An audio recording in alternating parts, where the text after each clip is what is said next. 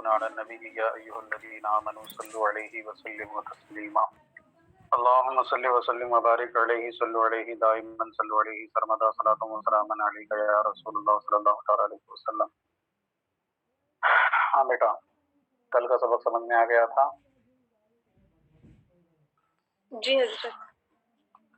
دیکھیے، بسم اللہ الرحمن الرحیم۔ بابو کفران العشیر۔ عشیر جو ہے بیٹا، یہ شوہر کو کہتے ہیں، زندگی گزارنے والا لفظی معنی ہوتا ہے، اور زندگی گزارنے والا ساتھ میں بیوی کے شوہر ہی ہوتا ہے۔ کہتے ہیں یہ باب ہے شوہر کی ناشکری کے بیان میں۔ وہو الزوج، عشیر کے بارے میں فرماتے ہیں وہ زوج ہے۔ وہو الخلیط من المعاشرتی، اور یہ معاشرے میں سے خلیط کو کہتے ہیں۔ خلیط کا مطلب ملنے والا، تو معاشرے کا سب سے قریبی رشتہ جو ہوتا ہے وہ میاں بیوی کا ہی رشتہ ہوتا ہے، تو لہذا عشیر سے مراد شوہر ہے۔ کہتے ہیں یہ باب ہے شوہر کی ناشکری کے بیان میں۔ شوہر کی ناشکری کرنا عمومی طور پر یہ عورتوں کی عادت ہوا کرتی ہے، یہ سخت ناجائز اور حرام ہے۔ عورت جس بھی حالت میں ہو، شوہر اس کو جس بھی حالت میں رکھے، بہرحال عورت کے اوپر لازم ہے، بیوی کے اوپر لازم ہے کہ وہ اپنے شوہر کا شکر ادا کرے، اللہ کا شکر ادا کرے، اور ناشکری ہرگز نہ کرے، کیونکہ ناشکری جو ہے وہ رب قدیر کو پسند نہیں ہے۔ قرآن پاک میں بھی اللہ نے فرمایا ہے کہ لئن شکرتم لازیدنکم ولئن کفرتم ان عذابی لشدید، کہ اگر تم لوگ جو ہے شکر ادا کرو گے تو میں تمہیں اور زیادہ نعمتوں سے سرفراز کروں گا، اور اگر تم ناشکری کرتے ہو تو پھر میرا عذاب سخت ہے۔ تو کہنے کا مطلب کیا ہے کہ ناشکری جو ہے وہ نہیں کرنی چاہیے۔ عمومی طور پر میاں بیوی کے درمیان جو رشتہ ہوتا ہے اور شوہر کے اوپر ہی ذمہ داریاں عائد ہوتی ہیں، بیوی کو کھلانے پلانے پہنانے اڑانے کی، اسی بنیاد پر عورتوں کو خاص کر کے تاکید کی گئی ہے کہ وہ اپنے شوہروں کی ناشکری نہ کرے۔ اگر وہ اپنے شوہروں کی ناشکری کرتی ہیں تو انہی کا دیکھا دیکھی ان کے بچے جو ہیں وہ اپنے باپ کی ناشکری کریں گے کہ آپ ہم کو یہ نہیں دلاتے ہیں، وہ نہیں دلاتے ہیں۔ چھوٹی بہنیں، چھوٹے بھائی اپنے بڑے بھائی کی ناشکری کریں گے دیکھا دیکھی، تو یہی سب ہوتا ہے۔ تو اس وجہ سے عورت مین جو ہے وہ شکر ہمیشہ کرے، اپنی زبان کو ہمیشہ شکر سے تر رکھے، کسی بھی حالت میں رہے اللہ کا شکر ادا کرتے رہے کہ الحمدللہ۔ اتنا تو طے ہے کہ ہم کئی لوگوں سے تو بہتر رہتے ہیں، کوئی بھی انسان کتنی بھی گری ہوئی حالت میں ہو وہ دوسرے کئی لوگوں سے بہتر حالت میں ہی رہتا ہے۔ تو لہذا ہمیشہ اپنے سے نیچے جو ہیں ان کو دیکھیں اور اپنے سے اوپر کو دیکھیں، تو کبھی بھی شکر جو ہے زبان سے پیدا نہیں ہو سکتا ہے۔ تو لہذا کبھی بھی اپنے نیچے جو ہیں ان کو دیکھیں، جو ہمارے سے گری حالت میں ہیں ان کو دیکھیں۔ اس کا مطلب یہ نہیں کہ صرف بیوی ناشکری کرے گی تو ہی ناجائز ہے، شوہر ناشکری کر سکتا ہے، ایسا نہیں ہے۔ شوہر بھی ناشکری نہیں کر سکتا، جیسے کہ شوہر اگر بیوی کے بارے میں شکر ادا نہ کرے اور سوچے کہ جو ہے فلاں شخص کی بیوی اور اچھی ہے، وہ اور اچھے اخلاق والی ہے، وہ اچھا خیال کرتی ہے، اچھے اخلاق کی ہے، دیکھنے میں اچھی ہے، ہر طرح سے کسی بھی اعتبار سے وہ اس کی اچھائی کی جو ہے یہ کرے، تو یہ بھی ایک طرح کی ناشکری ہے۔ ہاں، اس کو بھی یہ دیکھنا چاہیے کہ اس سے بھی گئی گزری کئی لوگوں کو جو ہے بیویاں نصیب ہوئی ہیں جن کی وجہ سے گھر جہنم بن گیا ہے، لڑائی جھگڑے ہو رہے ہیں، ہے نا، تعلقات خراب ہو رہے ہیں، بہت سارے مسائل ہیں۔ تو ہر کسی کو اپنے سے اونچے اور اپنے سے اعلیٰ دیکھنا جائز نہیں ہے، بلکہ اپنے سے ادنا کو دیکھیں اور کسی بھی حالت میں رہیں اللہ کا شکر ادا کریں۔ آج ہمارے پاس مال و دولت نہیں ہے تو ہم سمجھتے ہیں کہ ہم بہت بڑے مظلوم ہو گئے، بہت سارے لوگوں کو مال و دولت، ہم یہ نہیں دیکھتے کہ کچھ لوگ ہم سے بھی زیادہ کمتر حالت میں ہیں۔ اللہ نے ہمارے ہاتھ پیر اعضاء کو صحیح سلامت رکھا، کچھ لوگ تو لنگڑے لولے ہیں جو زندگی بھر تک چل نہیں سکتے، بھاگ نہیں سکتے، جو زندگی بھر تک سوچ نہیں سکتے، کسی کا دماغ معاف ہے، کسی کی آنکھ نہیں ہے، کسی کو سنائی نہیں دیتا ہے، کسی کے دانت نہیں ہے، ہر طرح کی پریشانیوں میں لوگ مبتلا ہیں۔ تو انسان ہمیشہ جو ہے اللہ کا شکر ادا کرتے رہے، اور شکر ہی ایک ایسی بڑی دولت ہے جس کے ذریعے سے رب قدیر بے پناہ فضل و احسان عطا فرماتا ہے۔ تو بہرحال یہ باب جو باندھے ہیں امام بخاری، اس میں اہم مقصد یہی ہے کہ عورتیں جو ہے وہ کبھی بھی اپنے شوہروں کی ناشکری ہرگز نہ کریں، جس بھی حالت میں رہیں اللہ کا شکر ادا کرتے رہیں، اپنے شوہر کی فرما برداری کرتے رہیں اور اس کا شکر ادا کرتے رہیں۔ بات سمجھ میں آ رہی ہے؟ دیکھیے، کہتے ہیں یہ باب ہے شوہر کی ناشکری کے بیان میں۔ وہو الزوج، اور وہ شوہر ہے، وہو الخلیط من المعاشرتی، اور یہ معاشرے میں سے خلیط کو کہتے ہیں۔ کہتے ہیں کہ فیہ عن ابی سعید عن نبی صلی اللہ علیہ وسلم، اس میں حضرت ابو سعید خدری رضی اللہ تعالیٰ عنہ کی نبی اکرم صلی اللہ علیہ وسلم سے روایت ہے۔ حدیث پاک دیکھیے، حدثنا عبداللہ ابن یوسف قال اخبرنا مالک عن زید بن اسلم عن عطاء بن یسار عن عبداللہ بن عباس انه قال خسفت الشمس على عهد رسول اللہ صلی اللہ علیہ وسلم، ہم سے حدیث بیان کہ عبداللہ ابن یوسف نے وہ کہتے ہیں ہمیں خبر دی، مالک نے وہ روایت کرتے ہیں زید ابن اسلم سے وہ روایت کرتے ہیں عطا ابن یسار سے وہ روایت کرتے ہیں عبداللہ ابن عباس سے، انہوں نے فرمایا کہ نبی اکرم صلی اللہ علیہ وسلم کے زمانے میں سورج گرہن ہوا، سورج کے اوپر گرہن طاری ہوا۔ تو آپ جانتی ہیں کہ سورج گرہن اور چاند گرہن کے وقت نمازیں ادا کی جاتی ہیں، سورج گرہن کی نماز جماعت سے ادا کی جاتی ہے اور چاند گرہن کی نماز تن تنہا ادا کی جاتی ہے۔ تو فرماتے ہیں کہ نبی اکرم صلی اللہ علیہ وسلم کے زمانے میں سورج پر گرہن لگا، فصلی رسول اللہ صلی اللہ علیہ وسلم والناس معه، تو نبی اکرم صلی اللہ علیہ وسلم نے نماز ادا فرمائی اور صحابہ کرام آپ کے ساتھ تھے، مطلب اپنی جماعت سے نماز ادا کی مسجد نبوی کے اندر۔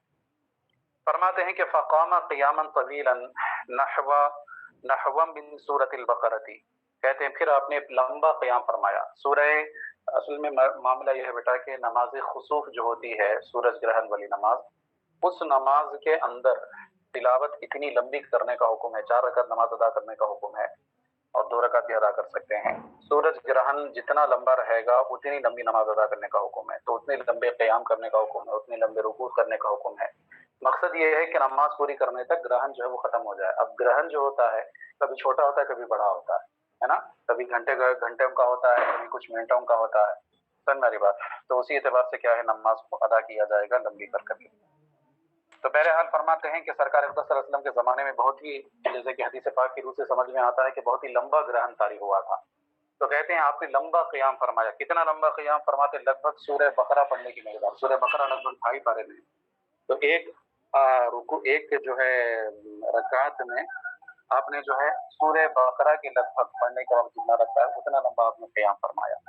کہتے ہیں فقام قیاما طویلا نحو من سورۃ البقرہ، تو آپ نے ایک لمبا قیام فرمایا لگ بھگ سورہ بقرہ کے برابر۔ ثم رکع رکوعا طویلا، پھر اس کے بعد آپ نے لمبا رکوع فرمایا۔ کہتے ہیں ثم رفع، پھر رکوع کے بعد میں رکوع سے سر کو اٹھا کر کے سجدہ کیا، سجدے سے سر اٹھایا تو اب ایک رکعت ہو گئی۔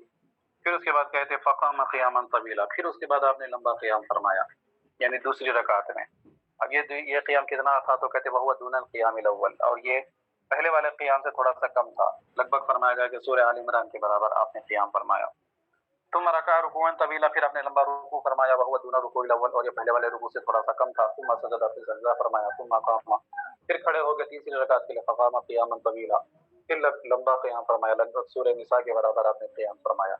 وہو دون القیام الاول، اور یہ پہلے والے قیام سے کیا ہے تھوڑا سا کم تھا۔ ثم رکع رکوعا طویلا، پھر اس کے بعد لمبا رکوع فرمایا، وہو دون الرکوع الاول، اور یہ بھی پہلے والے رکوع سے ذرا کم تھا۔ ثم رفع، پھر رکوع سے سر کو اٹھایا۔ ثم سجد، پھر سجدہ فرمایا۔ ثم انصرف، پھر اس کے بعد پھر اور ایک ہے نا ثم رفع فقام قیاما طویلا وهو دون القیام الاول، پھر چوتھی رکعت میں لگ بھگ آپ نے سورہ مائدہ کے برابر جو ہے تلاوت فرمائی، پھر رکوع فرمایا، لمبا رکوع فرمایا، اور یہ پہلے والے رکوع سے کم تر تھا۔ پھر رکوع سے سر اٹھایا، پھر سجدہ فرمایا۔ ثم انصرف، اور پھر اپنی نماز سے کیا ہے آپ نماز سے باہر آ گئے، مطلب یہ کہ اپنی نماز کو مکمل فرمایا، سلام پھیر دیا، 4 رکعت مکمل فرما کر کے۔ فرماتے ہیں وقت تجلت الشمس، اور اس حال میں کہ جب آپ نے نماز اپنی مکمل فرمائی تو اس وقت جو ہے سورج جو ہے وہ نکل چکا تھا، ظاہر ہو چکا تھا، واضح ہو چکا تھا، مطلب گرہن جو تھا وہ گرہن ختم ہو چکا تھا۔ پھر اس کے بعد سورج گرہن ختم ہونے کے بعد جب نماز بھی ختم ہو گئی تو پھر آپ نے جو ہے کھڑے ہو کر کے تھوڑا سا خطبہ دیا بیٹا۔ وہ خطبہ کیا دیا تھا؟ اصل میں زمانے جاہلیت میں یہ بات مشہور تھی کہ وہ لوگ یہ سمجھتے تھے کہ سورج اور چاند کے اوپر جو گرہن طاری ہوتا ہے وہ کسی کی موت کے افسوس کرتے ہوئے ظاہر ہوتا ہے، مطلب اگر کسی کا انتقال ہو جائے، کوئی بہت ہی اچھا آدمی ہو، اگر اس کا انتقال ہو جائے تو اس انتقال کے غم میں جو ہے سورج کے اوپر یا چاند کے اوپر گرہن طاری ہو جاتا ہے، سمجھ میں آئی بات؟ یا پھر کوئی بہت ہی شریر قسم کا انسان پیدا ہو جائے، بہت ہی برا انسان پیدا ہو جائے تو اس کے خوف سے جو ہے گرہن طاری ہو جاتا ہے۔ یہ ایام جاہلیت میں لوگوں کا نظریہ تھا اور یہ بات لوگوں میں مشہور تھی، بس سمجھنے والی بات۔ تو نبی اکرم صلی اللہ علیہ وسلم جو ہے نماز مکمل فرمانے کے بعد کھڑے ہوئے خطبہ دینے کے لیے، لوگوں کو سمجھانے کے لیے، فرماتے ہیں کہ وقت تجلت الشمس، آپ کی نماز مکمل ہوئی جبکہ سورج جو ہے ظاہر ہو چکا تھا۔ فقال، اور آپ نے ارشاد فرمایا کہ ان الشمس والقمر آیتان من آیات اللہ، بے شک سورج اور چاند یہ اللہ کی نشانیوں میں سے 2 نشانیاں ہیں۔ لا یخسفان لموت احد ولا لحیاتہ، یہ کسی کی موت پر ان پر گرہن طاری نہیں ہوتا اور نہ ہی کسی کی زندگی کی وجہ سے ان پر گرہن طاری ہوتا ہے۔ بات سمجھ میں آ رہی ہے؟ کیونکہ یہ اللہ کی نشانیاں ہیں، اللہ کے زیر تابع ہیں، اللہ کے حکم کے زیر تابع ہیں۔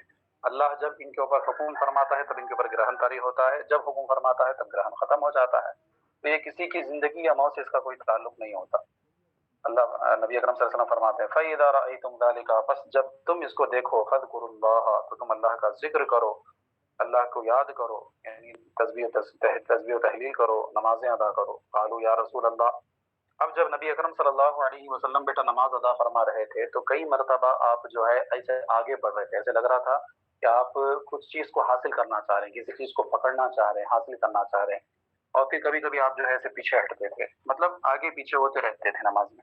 صحابہ کرام کی عادت کریمہ تھی کہ جب وہ نماز پڑھتے تھے تو وہ نگاہوں کو نبی اکرم صلی اللہ علیہ وسلم کے چہرے مبارکہ پر مرکوز رکھا کرتے تھے. ہم نماز پڑھتے ہیں تو اپنی نگاہوں کو سامنے رکھتے ہیں، لیکن کئی احادیث سے بات ثابت ہوتی ہے کہ صحابہ کرام سرکار اقدس صلی اللہ علیہ وسلم کو دیکھا کرتے تھے نماز پڑھتے ہوئے، کیونکہ وہی تو سب سے اعلیٰ نماز ہے کہ سرکار اقدس صلی اللہ علیہ وسلم کے چہرے کی زیارت کرتے ہوئے نماز ادا کی جائے. کچھ صحابہ کرام فرماتے ہیں کہ ہم نے دیکھا کہ نبی اکرم صلی اللہ علیہ وسلم جب تلاوت کرتے تھے اپنی داڑھی مبارکہ ہلا کرتی تھی. تو داڑھی مبارکہ کا ہلنا کب دیکھے گا انسان؟ جب نماز کی حالت میں سرکار کو دیکھیں گے تبھی نا. اب یہاں پر بھی دیکھو صحابہ کرام کہتے ہیں کہ قالوا یا رسول اللہ، صحابہ کرام نے کہا کہ اللہ کے رسول صلی اللہ علیہ وسلم رأیناک تناولت شیئا فی مقامک ھذا ثم رأیناک تکعکعت، ہم نے آپ کو دیکھا کہ آپ اپنی اسی جگہ میں جو ہے کسی چیز کو حاصل کر رہے ہیں. تناول کا معنی ہوتا ہے پکڑنا، لینا، حاصل کرنا. ہم نے دیکھا کہ آپ اسی جگہ سے کسی چیز کو حاصل کر رہے ہیں. کہتے ہیں کہ پھر ہم نے دیکھا کہ ثم رأیناک تکعکعت، تکعکع یا تکعکع کا معنی ہوتا ہے بیٹا پیچھے ہٹ جانا. کہتے ہیں پھر ہم نے آپ کو دیکھا کہ آپ جو ہے پیچھے ہٹ رہے ہیں، یعنی کبھی کسی چیز کو حاصل کر رہے ہیں، کبھی پیچھے ہٹ رہے ہیں. فقال، تو سرکار اقدس صلی اللہ علیہ وسلم نے جواب میں ارشاد فرمایا کہ انی رأیت الجنت، میں نے اپنی اس جگہ سے جنت کو دیکھا. کیا اس حدیث پاک کو پڑھنے کے باوجود کوئی معاذ اللہ یہ کہنے کی جرت کر سکتا ہے کہ سرکار کو اپنی دیوار کے پیچھے کا علم نہیں؟ معاذ اللہ، پیٹھ پیچھے کا علم نہیں. معاذ اللہ. جنت کہاں پر ہے بیٹا؟ ساتوں آسمانوں کے اوپر. بات سمجھ میں آ رہی؟ اور سرکار فرمانے کہ میں نے جنت دیکھا، یہاں پر نماز ادا کر رہے ہیں، یہاں سے جنت دیکھ رہے ہیں. فرماتے ہیں او اریت الجنہ، یا پھر مجھے جنت دکھائی گئی. صرف دیکھا ہی نہیں بلکہ اللہ نے مجھے اتنا مقام عطا فرمایا کہ فتناولت منها عنقودا، میں نے اس جنت میں سے ایک خوشے کو، عنقود کہتے ہیں انگور کے خوشے کو، سمجھ رہی بات، خوشہ جو ہوتا ہے، کہتے ہیں میں نے اس میں سے خوشے کو حاصل کیا. اتنا مقام و مرتبہ کہ اپنی جگہ پر کھڑے رہ کر کے جنت کو دیکھ رہے ہیں اور جنت میں سے نعمتوں کو بھی حاصل کر رہے ہیں. سمجھ میں آ رہی بیٹا بات؟ یہ شان ہے ہمارے آقا کریم صلی اللہ علیہ وسلم. فرماتے ہیں کہ فتناولت منها عنقودا، تو میں نے اس میں سے ایک خوشہ جو ہے وہ لیا. کہتے ہیں ولو اخذته، اور اگر میں اس کو لے لیتا اور یہاں پر تم کو دے دیتا تو کہتے لاکلتم منه ما بقیت الدنیا، تو تم اس خوشے میں سے کھاتے رہتے جب تک دنیا باقی رہتی، کیونکہ وہ جنتی خوشہ تھا. اور جنتی خوشہ جو ہے دنیا کی طرح اتنا جلدی ختم نہیں ہوتا، تو اس کے اندر اتنی برکت ہوتی کہ اگر میں اس کو لے لیتا تو تم زندگی بھر تک کھاتے رہتے، بلکہ جب تک دنیا باقی ہے تب تک لوگ اس میں سے کھاتے رہتے، لیکن وہ ختم نہیں ہوتا. بات سمجھ میں آ رہی ہے؟ تو اس وجہ سے میں اس کو حاصل کرنے کے لیے کیا ہے، میں اس کو آگے بڑھ رہا تھا. فرماتے ہیں کہ لو اخذته، اگر میں اس میں سے لے لیتا لاکلت منه ما بقیت الدنیا، تو تم اس میں سے کھاتے رہتے جب تک کہ دنیا باقی رہتی. کہتے ورأیت النار، اسی طرح سے میں نے جہنم کو دیکھا. فلم اراک اليوم منظرا قط، میں نے آج جیسا منظر دیکھا جہنم کا، اس طرح سے منظر میں نے کبھی نہیں دیکھا. کہتے فلم ارا، میں نے نہیں دیکھا، کل یوم، آج کی طرح، منظرن، کوئی بھی منظر، قطو، کبھی بھی، مطلب اتنا دہشت ناک منظر میں نے کبھی نہیں دیکھا، کیونکہ جہنم کا منظر ویسا رہتا ہے. فرماتے ہیں ورأیت اکثر اہلها النساء، میں نے دیکھا کہ جہنم کی اکثریت جو ہے، جہنم میں رہنے والے اکثر جو ہے وہ عورتیں ہیں. اللہ اکبر. وقالوا، تو صحابہ کرام نے عرض کیا کہ لما یا رسول اللہ، اے اللہ کے رسول صلی اللہ علیہ وسلم کیوں عورتیں سب سے زیادہ جہنم میں تھیں؟ سرکار نے فرمایا بکفرہن، ان کے کفر اور ان کے انکار کی وجہ سے، ان کی ناشکری کی وجہ سے. قیلا، تو کہا گیا یکفرن باللہ، کیا وہ اللہ کا انکار کرتی ہیں، اللہ کے ساتھ کفر کرتی ہیں، جس کی بنیاد پر وہ جہنم میں ہے. سرکار نے فرمایا کہ یکفرن العشیر و یکفرن الاحسان، شوہر کی وہ ناشکری کرتی ہیں اور احسان کی ناشکری کرتی ہیں. شوہر کتنا بھی کھلائے پلائے اس کی ناشکری کریں گے، ارے ہم کو تو کیا کچھ دلایا ہی نہیں ہے، ہمیں کو تو پہنا ہی نہیں، ہم سے بہتر تو گناہ ہے، اس طرح کی باتیں کریں گے. और एहसान की नाशुक्री करेंगे, अच्छाई जितनी भी की है, जो भी अच्छाइयाँ की वो सारी अच्छाइयों का इनकार करेंगे। सरकार फरमाते हैं कि लौ अहसनत इला इहदाहुन्ना दहरा सुम्मा रअत मिनका शैआ क़ालत मा रअयतु मिनका खैरन क़त्तु। सरकार फरमाते हैं कि अगर तुम उनमें से किसी एक के साथ जिंदगी भर तक अच्छाई करो, अद्दहर जिंदगी भर तक, तुम उनके साथ जिंदगी भर तक अच्छाई करो, सुम्मा रअत मिनका शैआ, फिर वो तुमसे कोई कमी कोताही को देख लें, पूरी जिंदगी भर तक अच्छाई की और सिर्फ थोड़ी सी कुछ कमी बेशी को देख ले, कालत तो कहेंगी मा रअयतु मिनका खैरन क़त्तु, मैंने तुमसे कभी भी कोई भलाई देखी ही नहीं, कुछ किए ही नहीं तो मेरे लिए। लो हो गई बात, किस्सा ही खत्म। मेरी बात, ये उमूमी तौर पर औरतों की आदत होती है। इसका मतलब ये नहीं कि हर औरत लाजिमी तौर पर ऐसा कहती ही है, उमूमी तौर पर औरतों का ये अंदाज होता है, औरतों की ये आदत होती है। जो अच्छाई की है, जितना खिलाए पिलाए, जितना उड़ाए पहनाए, जितना जो है उनके लिए जेवर बनवाए, कपड़े बनवाए, जो भी हैं, जितने अच्छे घर पे रखे, कुछ नहीं। एक मर्तबा कुछ कमी हो गई, कभी थोड़ा सा जेवर बेचने की जरूरत पड़ गई, कुछ हो गया, कहेंगे चले हमने तो तुम्हारे साथ कोई अच्छाई देखी ही नहीं। बात समझ में आ रही है? तो बहरहाल ऐसा उमूमी तौर पर होता है। इसका मतलब ये नहीं कि हर औरत को ऐसा करना ही चाहिए, ये एक बताया गया उमूमी तौर पर ऐसा होता है। अब जो औरत इस तरह से ना करे, अपने आप को इस तरह से ना बनाए, तो यकीनन वो काबिल मुबारकबाद है। और अक्सर माशाअल्लाह होती भी हैं ऐसे अल्हम्दुलिल्लाह, जो हमेशा सब्र और शुक्र का दामन थामे रखती हैं। अल्हम्दुलिल्लाह हमारे घराने में भी हमने कभी भी नाशुक्री नहीं देखी, अल्लाह का फजल एहसान है। अल्हम्दुलिल्लाह बहुत जगहों पर होती भी हैं और ऐसे ही होना भी चाहिए कि किसी भी हालत में हम रहे। हमने आपको पहले ही कहा बेटा, अल्लाह का वादा है, जो जितना शुक्र अदा करेगा उसको उतनी नेमतें मिलेंगी। अब जो औरतें नाशुक्री करती हैं, आप देखते होंगे कि कई बड़े बड़े घराने की औरतें होती हैं, किलो किलो के हिसाब से उनके पास जो है जेवरात होते हैं, फिर भी उनकी जबानों पर कभी शुक्र नहीं निकलता, हमेशा नाशुक्री करते रहती हैं। वो हमेशा अपने से ऊपर वाले को देखेंगे, अरे उसके पास तो वो है, हमारे पास तो ये नहीं है, उनके पास तो वो है, उनको तो ये दिलाया गया, इस तरह से। तो इस तरह से जो है ये इस्लामी तरीका नहीं है। रब्बे कदीर ने जिस हालत में भी हमको रखा है, हमारी जबानों पर हमेशा शुक्र के कलिमात होते रहने चाहिए, हमेशा शुक्र अदा करते रहना चाहिए।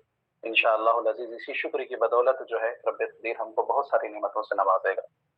बहरहाल तो ये औरतें जो इस तरह की नाशुक्री करती हैं, इसी नाशुक्री की बुनियाद पर जहन्नम में सबसे ज्यादा तादाद औरतों की देखी गई, सरकार ने वाज़ेह तौर पर बयान फरमाया। इस हदीस पाक का बात से मुताबिकत भी समझ में आ गई, शौहर की नाशुक्री।